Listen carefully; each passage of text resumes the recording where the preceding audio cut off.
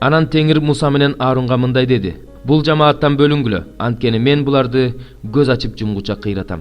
Ошондо алар жүз төмөндөп чыгылып, "Кудай, баардык адамдардын рухтарынын Кудайы, бир киши күнөө кылса, бүткүл жамаатка каарданасыңбы?" дешти. Ошондо Теңир Мусага мындай деди: "Жамаатка Корактын, Датандын жана Абрамдын чатырларынан алыс тургула деп айт." Муса ордунан туруп, Датан менен Абрамга барды. Анын артынан Исраил аксакалдары да барышты. Анан Муса жамаатка мындай деди: "Бул мыйзамсыз адамдардын чатырларынан алыс тургула. Буларга тийиштүү нерселердин эч бирине тийбегиле. Болбосо булардын күнөөсү үчүн силер да өлүп каласыңар." Ошондо алар Корактын, Датандын, Абрамдын чатырларынан алыс турушту. Датан менен Абрам аялдарын, уулдарын, кичинекей балдарын алып, чатырларынан чыгып эшиктеринин алдында турушту. Анан Муса мындай деди: "Бул иштердин баарын мен өз эрким менен эмес, Теңир жибергендиктен жасап жатканымды мындан билесиңер. Эгерде булар баардык адамдар өлгөн сыяктуу эле өлүшсө, баардык адамдардай эле жазаланышса, анда мени Теңир жиберген эмес болот. Эгерде Теңир адаттан тыш нерсе кылып, жер араанын ачып, буларды жана булардын баардык нерселерин жутуп жиберсе, булар өлгөндөр жаткан жайга тирүүлөй кирсе, анда бул адамдардын Кудайга акарат келтиргенин билесиңер." Ушул сөздөрдү айтаар замат алардын астындагы жер ачылды.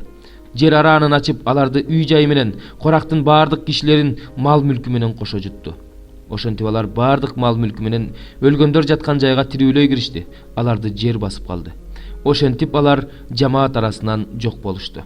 Аларды тегеректеп турган бүт исраилдыктар алардын боздогон үнүн угуп, бизди да жер жутпасын деп качып жөнөштү.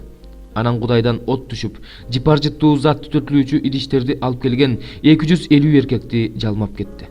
Анан Теңир Мусага мындай деди: "Аарундун уулуна, ыйык кызмат кылуучу Элазарга айт.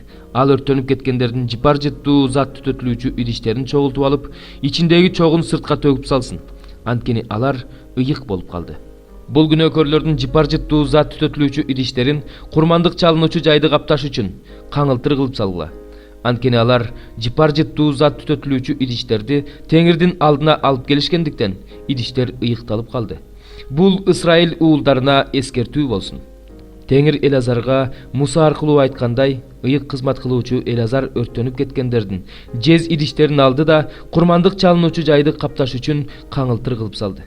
Теңирдин алдына Аарундун тукумунан башка бирөө жыпар жыттуу зат түтөтүлүүчү идиш алып келбеш үчүн, Исраил уулдары да Корак менен анын таламдаштарындай болбош үчүн, аларды Исраил уулдарына эскертүү кылыш үчүн ошентти. Эртеси Исраил уулдарынын бүткүл жамааты Муса менен Аарунга: "Силер Теңирдин элин өлтүрдүңөр" деп нааразы болду. Муса менен Аарунга каршы бүт жамаат чогулганда, алар жыйын чатырын карашса, жыйын чатырын булут каптап, Кудайдын даңкы келиптир. Ошондо Муса менен Аарун жыйын чатырына келди.